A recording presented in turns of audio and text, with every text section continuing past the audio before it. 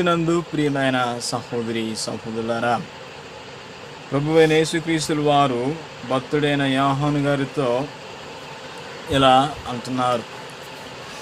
ఏమిటి యొక్క మాట అంటే, రాబోవు కాలంలో భయంకరమైన శ్రమలు, శోధనలు, ఆటంకాలు వస్తాయి. ఈ యొక్క ప్రకటన గ్రంథం మనకి అర్థం కావాలంటే దీనిని ఎవరు రాశారన్నది మనకి అర్థమవుతుంది. నేను ఆదివారము 4 గుర్రాలు అనే అంశం మీద వ్యాఖ్యానం ప్రారంభించానండి. అది పార్ట్లుగా రాబోతుంది. ఈ ప్రకటన గ్రంథంలోని యొక్క ఇంట్రడక్షన్ అనేది అందులో రాబోతుంది. కావున మీరు ఆ యొక్క 4 గుర్రాలనే అంశాన్ని మీరు మొదటి నుంచి చూడండి. యోహాను భక్తుడితో ఏమని దేవుడు దర్శనాన్ని చూపిస్తున్నాడంటే, ఇక్కడ 7 సంఘాలు ఉంటాయి. ఈ 7 సంఘాలలో ఏ సంఘంతో మాట్లాడుతున్నారు? ఇక్కడ చూసినట్లయితే 7వ వచనంలో శోధించబడి ఎక్కడ వేయబడ్డాడు? సింహాల గృహలో పడద్రోయబడ్డాడు. ఈరోజు ఇలాంటి భయంకరమైన శోధనలు ఏ దినాలలో వస్తాయంటే అంత్యకాలంలో వస్తాయనేసి ఇక్కడ భక్తుడిని యోహానుకి దేవుడు ప్రత్యక్షతను ఇస్తున్నాడు. ఎక్కడిస్తున్నాడు ఈ ప్రత్యక్షత అంటే, పద్మాసు ద్వీపంలో ఆయన పరవశిగా ఉన్నప్పుడు ఆయన ఇస్తున్నాడు. ప్రియమైన దేవుని బిడ్డలారా, ఈ అంత్య దినాలలో సాతానుడు మనల్ని ఏం చేస్తాడంటే శోధిస్తాడు. ఈ శోధనలో మనం చూసినట్లయితే ఈ శోధనలో భయంకరమైన పరిస్థితులను వాడు మన మీదకి తీసుకుని వస్తాడు. అయితే ఈ శోధన నుండి మనం బయటపడాలంటే మనము దేనిని గైకొనాలి? దేవుని వాక్యాన్ని మనము గైకొని ఉండాలి. దేవుని వాక్యాన్ని మనం ఎప్పుడైతే గైకొని ఉంటామో అప్పుడు ఈ శోధన నుంచి ప్రభు మనల్ని విడిపిస్తాడు. అందుకనే యేసయ్య ఏమంటాడు? మీరు శోధనలో ప్రవేశించుకున్నట్లు మెలకువగలిగి ప్రార్థన చేయండి అనేసి ఆయన అంటాడు. ఈరోజు శోధనలు మనకు ఎందుకు వస్తాయంటే, ప్రార్థనా జీవితం మనలో లేనప్పుడు మాత్రమే అవి శోధనలు అనేవి వస్తాయి. అవి ఏ రూపంలోనైనా కావచ్చు. నీకు ఏదైతే ఇష్టమో దాని నుంచే నీకు శోధన రావచ్చు. ఈ శోధన అనేది సాతానుడు ఏం చేస్తాడంటే, మనకి ఏదైతే ఇష్టమో దానిని మన ముందు పెడతాడు. చాలామంది దేనిని ఎక్కువగా ప్రేమిస్తారు? ప్రస్తుతానికి చూసినట్లయితే ధనాన్ని ఎక్కువగా ప్రేమిస్తూ ఉంటాం. ప్రపంచం అంతా దేని మీద నడుస్తుంది? ఇప్పుడు ధనం మీదే నడుస్తుంది. చాలామందికి దేవుని కన్నా ధనము ఎక్కువగా ఇష్టపడుతూ ఉంటారు. అందుకని దేవుని బిడ్డలారా, ఈ లోకంలో ధనం మీద ఎక్కువగా ఫోకస్ అయి మనము ఉంటాం. ఈ ధనము ఎట్లా మనల్ని శోధించి, ధనము మనల్ని ఎంత పాపానికైనా పొందటానికి ఒడిగడుతుంది.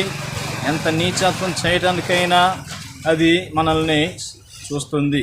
ఇది ప్రతి మనిషికి అవసరమే. కానీ ఆ ధనమే మనకి దేవుడిగా మారకూడదు. ఈ యొక్క డబ్బును బట్టి ఈరోజు ఎన్ని మర్డర్లు, ఎన్ని భయంకరమైన పరిస్థితులు, ఎన్ని మోసాలు జరుగుతున్నాయి. దేనికోసం? డబ్బు కోసమే. దేవుని బిడ్డలారా, కోటి విద్యలో కూటి కోసమని అనేసి సామెత ఉన్నది. అయితే దేవుని బిడ్డలారా, ఈ అంత్య దినాలలో మనుషులందరూ ఏం చేయబడతారు? శోధించబడతారు. ఈ శోధనలో మనకి విజయం కావాలంటే మనం ఎవరిని చూడాలి? యేసయ్య వైపు మనము చూడాలి. హల్లెలూయా. మీకున్న భయంకరమైన పరిస్థితుల్లో మీరు దేవుని వాక్యాన్ని మీరు కానీ గైకున్నట్లయితే ఆ శోధన నుంచి సులువైన మార్గము, బయటపడే మార్గాలని దేవుడే మనకి అనుగ్రహిస్తాడు. హల్లెలూయా. బైబిల్లో శోధనకు గురైన వ్యక్తులను మనం కానీ పరిశీలన చేసినట్లయితే దేవుని బిడ్డలారా, అబ్రహాము దేవుని చేత శోధించబడ్డాడు. దేవుని చేత శోధించబడి అతడు ఏం పొందుకున్నాడు? ఆశీర్వాదాన్ని పొందుకున్నాడు. ఇంకొక భక్తుల్ని మనం చూసినట్లయితే యోబు జీవితంలో భయంకరమైన శ్రమలు అనేవి వచ్చాయి. ఈ శ్రమల్లో మనం కానీ చూసినట్లయితే యోబు లాంటి శ్రమలు మనకు కానీ వస్తే మనం ఒక్క నిమిషం అన్నా ఊకుంటావా?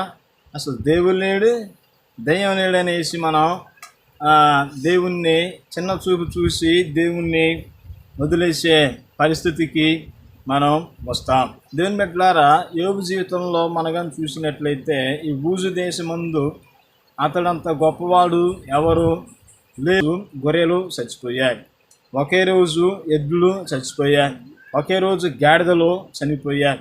ఇంతకన్నా ఇంకా భయంకరమైన న్యూస్ ఏంటంటే ఒకే రోజు తన కడుపును పుట్టిన 10 మంది పిల్లలు కూడా చనిపోయారు. చనిపోతే ఏవేం చేశాడు? తిట్టాడా? దేవా ఎందుకు ఇలా చేశావు అనేసి అన్నాడా? నా ఏమన్నాడు?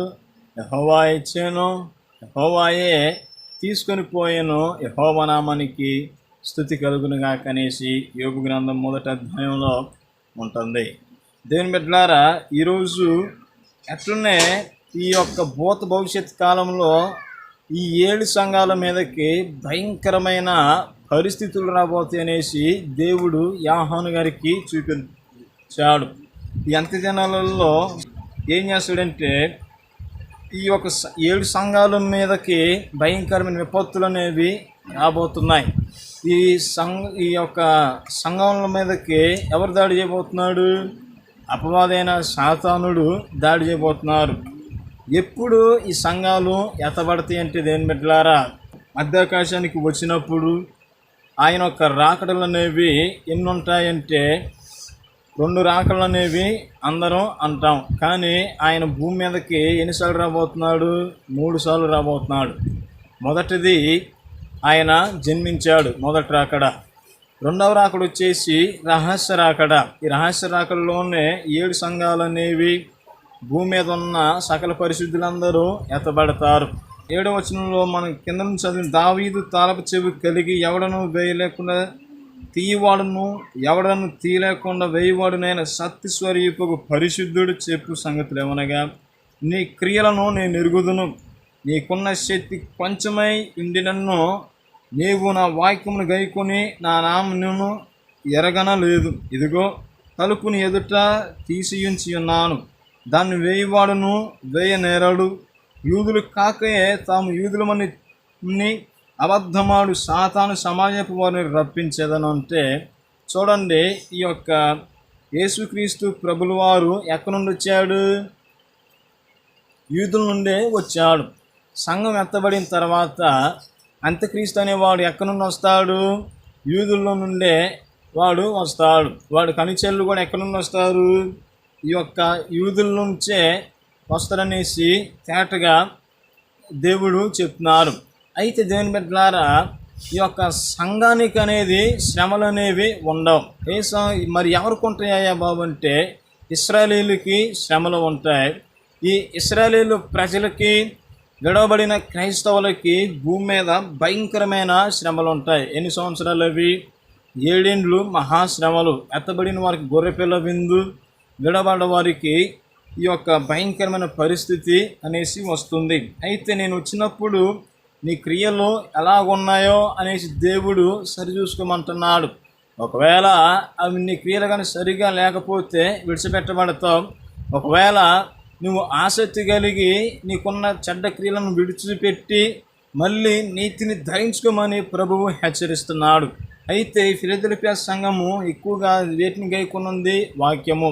ఈ వాక్యం అనగా ఎవరు? యేసుక్రీస్తే. యోహాను సువార్త 1వ అధ్యాయం 1వ వచనంలో ఉంటుంది. దేవుని బిడ్డలారా, మనగాని చూసినట్లయితే ఈ వాక్యాన్ని మనం గైకొని ఉండాలి. మనము దేవుణ్ణి ఎప్పుడైతే మనము ఆయన వాక్యాలను గైకొని ఆయన కొరకు జీవిస్తామో అప్పుడు ఏమవుతుంది? సాతాను శోధన అనేది మనకి రాకుండా ఆగిపోతుంది. సాతాను శోధన మనము ఎప్పుడైతే రాకుండా ఉండటానికి మాస్టర్ ప్లాన్ తెలుసా? ఎల్లప్పుడూ మీరు దేవుని వాక్యాన్ని ధ్యానించండి. దేవుని వాక్యాన్ని మనం ఎప్పుడైతే ధ్యానిస్తామో సాతాను ఆలోచనలకు ఇంకా మనం మనసులోనికి రాదు. దేవుని వాక్యం ఎప్పుడైతే మనం గైకొంటామో అప్పుడు ఈ శోధనలు అనేవి మన మీదకి రాకుండా ఉంటాయి. ఈ శోధనలు రాకుండా ఉండాలంటే మనం ఏం చేయాలి? వాక్యాన్ని గైకొనాలి, ఎక్కువగా ప్రార్థన చేయాలి. మీరు శోధనలో ప్రవేశించుకున్నట్లు మెలకువగలిగి ఏం చేయాలి? కళ్ళు ఇట్ట తెరిచి ఉండాలా?